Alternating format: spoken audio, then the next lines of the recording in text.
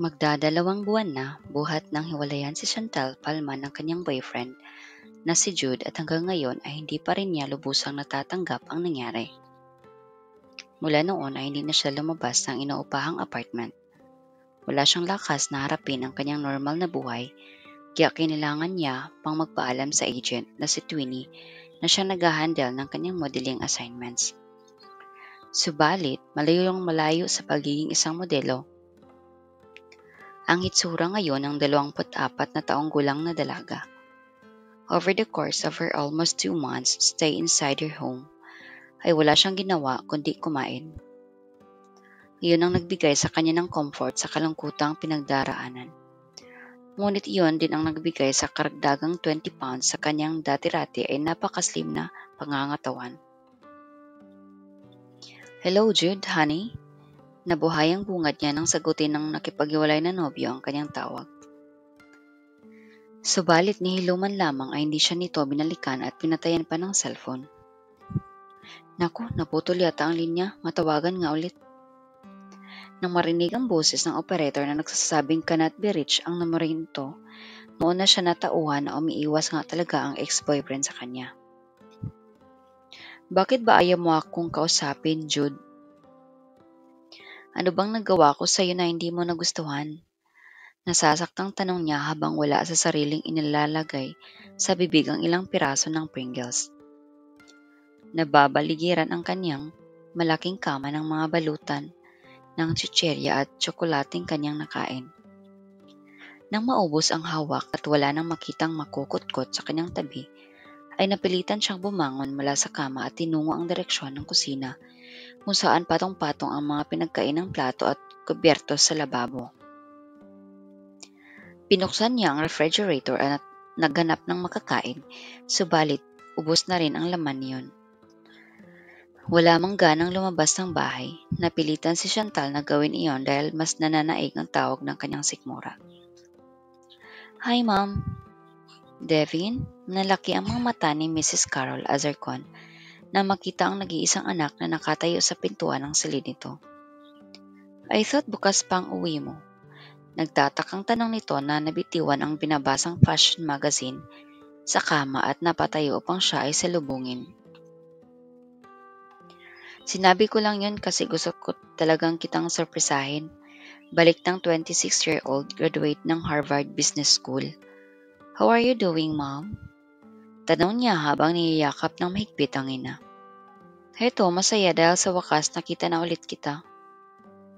Mangyak-iyak na sagot nito na mahigit 1 taon ding hindi nakapiling ang anak. Tara nga, magpapahanda ako ng makakain. Alam kong hindi ka nag-enjoy sa mga pagkain sa plane. Aya nito sa kanya palabas ng silid.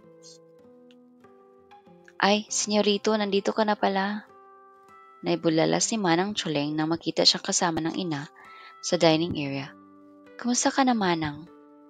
Ang katulong halos ang nagpalaki na sa kanya. Heto, tumatanda na, sagot ng may 60-something na ring babae. Pero ikaw, iho, mas lalo ka pang gumagwapo ngayon. Puri nito sa kanya. Naku, yan naman talaga ang namiss ko sa'yo, Manang, ang pagiging bolera mo at ang adobo mo. Balik niya sabay akbay rito. Siya nga pala, Choling, ipagluto mo nga itong si Devin ng adobo at ng lahat ng kanyang paborito o otos ni Carl dito. Matapos may bigay rito ang kanyang mga nais kainin ay naiwan na mag-ina sa pagkainan kung saan sila nagkaroon ng pagkakataong mapag-usapan ang kanilang mga buhay-buhay habang malayo sa isa't isa.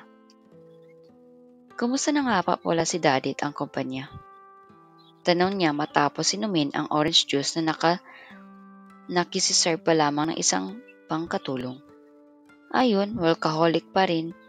Napailing na lamang ito. Namimiss na nito ang kasawang mas madalas pang nasa business trip kaysa naglalagi sa bahay. Pero naiintindihan ko naman siya. I know business is a bit difficult these days dahil sa recession kaya he has to work doubly hard. Ikaw naman, Mom, kumusta ang business mo? Inquire niya ukol sa modelong agency nito. It's doing well naman kaso nararamdaman kong umaangal na ang katawan ko. The stress is taking its toll on me kaya Mas mabuti pa sigurong ikaw na nga lang ang humawak nito, saad ni Mrs. Azarcon ng isang dating fashion model na nagtayo ng negosyong iyon matapos sa pangasawa ang ama ni Devin. Huwag ka mag-alala ma'am, ako nang bahala sa business mo. I'll make sure na hindi pa mapupunta sa wala ang lahat ng pinaghirapan mo. Pangako niya na kumpiyansa naman sa sariling magagampanan ng maayos ang trabaho matapos makakuha ng karanasan sa pagtatrabaho sa isa ring sikat na modeling agency sa New York. May tiwala naman ako sa iyo, iho. Not just because you're my son, but because I know you're really good. Paniniguro nito habang hinahawakan ang kanyang buhok, which was fixed in that disheveled yet sexy look.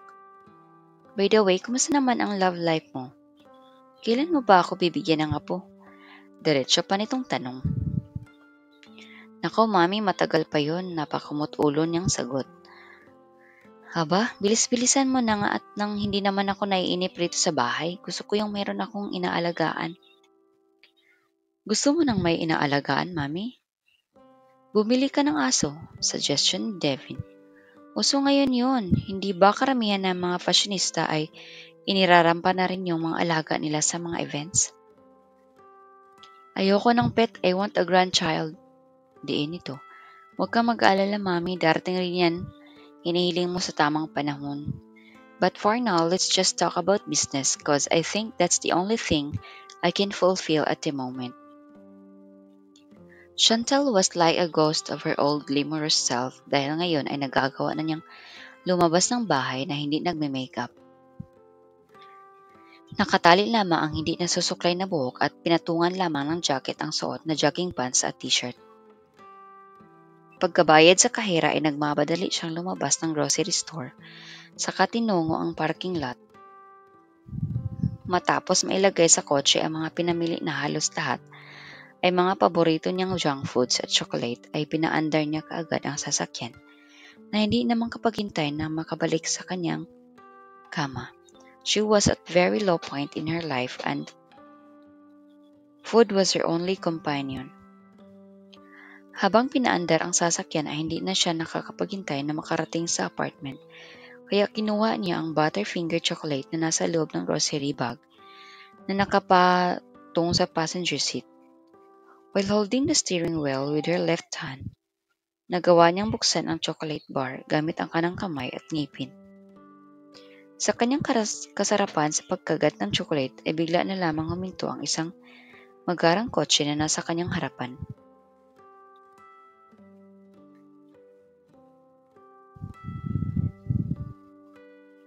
Dahil isang kamay lang ang nakahawak sa manibela, ay hindi niya nagawang maiiwas ng maayos ang sasakyan na naging dahilan ng pagkakasalpok niya sa likuran nito. Oh no! Sigaw ni Devin nang maramdaman ang biglang bangga sa kanyang likuran. Dali-dali siyang napababa at nilapitan ng babaeng bumaba na rin mula sa pulang Nissan Sentra nito. Bakit ka ba kasi biglang lumihinto? Matapang pang paninisi nito.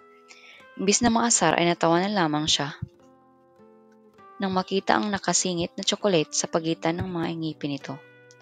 Ano bang tinatawa-tawa mo dyan? Baliw ka ba? Asir na asik nito.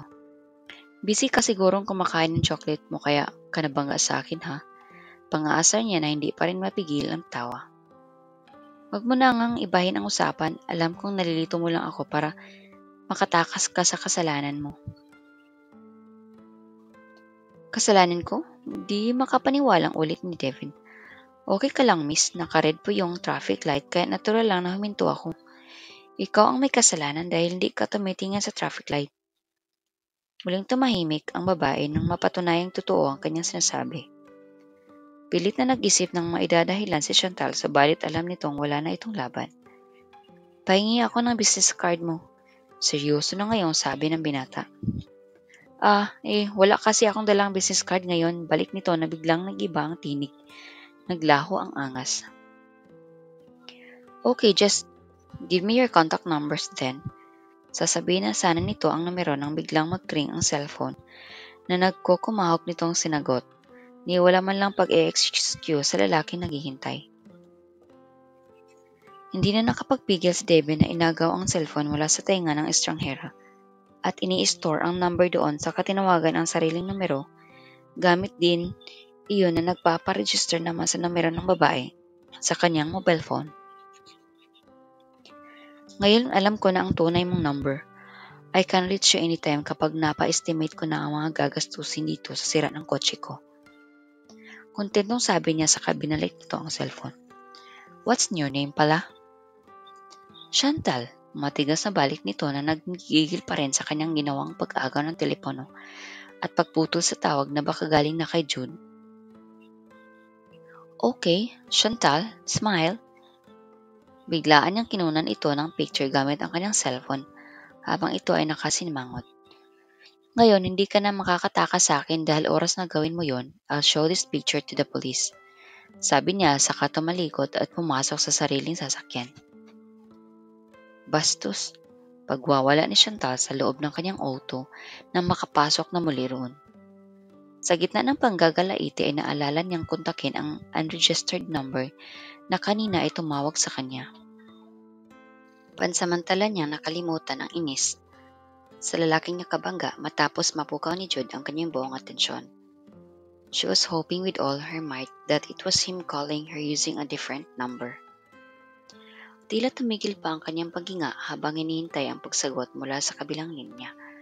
Ngunit hindi pa man nakakarinig ng hello ay namatayan na kagad siya ng battery. Of all days, bakit ngayon pa nangyari ito? Frustrated nang sabi, sabay balibag ng cellphone sa passenger seat katabi ng grocery bag. It's that guy's fault. Kung hindi niya inagaw tong phone, kanina baka narinig ko man lang ang boses ni Jude kahit sandali. Paninisin niya sa estranghero. Sabay sandal sa headrest ng upuan. Eksakto namang napatingin siya sa rearview mirror at doon ay nakita niya nakasiksik sa pagitan ng kanyang mga ngipin. Ang tsokolating kanina ay kinakain ng mabangga. Kaya pala natatawa ang hambog na yun. Biglang nahiya na naisip niya. Pero bakit ba ako mahihiya sa mayabang na yun? Wala naman siyang kwentang tao. Pagpapalakas niya sa kanyang loob, saka pinaandar ang kotse. Maraming salamat sa panonood. Huwag kalimutang mag-like, mag-share at mag-subscribe para sa mas marami pang videos. I-click na rin ang notification bell para updated ka palagi. Kita-kits sa susunod!